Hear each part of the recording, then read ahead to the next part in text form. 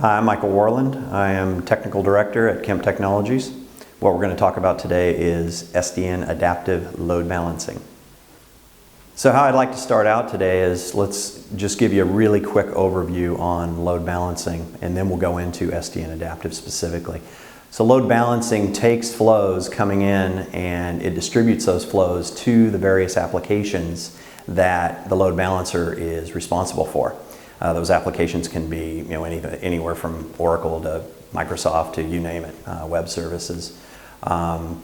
What traditionally happens is the load balancer focuses specifically on layer 4 and layer 7.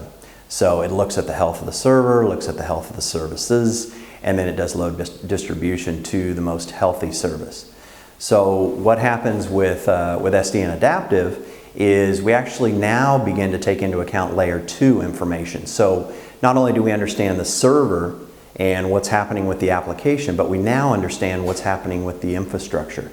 This wasn't a huge deal in the early days because most of the traffic was north-south, and so we were able to identify when there were problems coming in or out of the load balancer.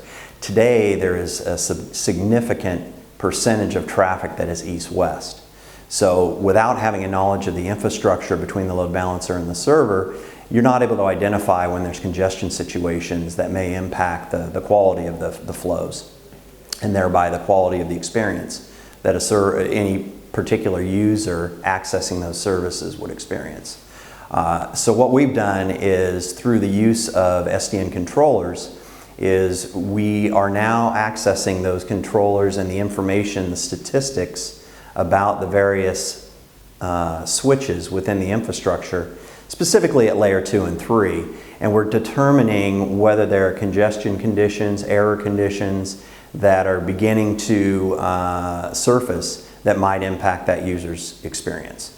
So we pull the controller via northbound interface, and we parse that particular API.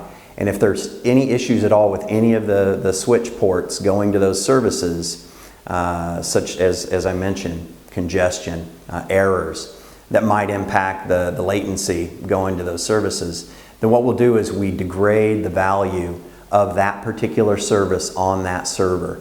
And so we do not send flows to that service until that congestion condition clears. And this is all very, very dynamic, and we're in a constant communications with the controller to make this happen.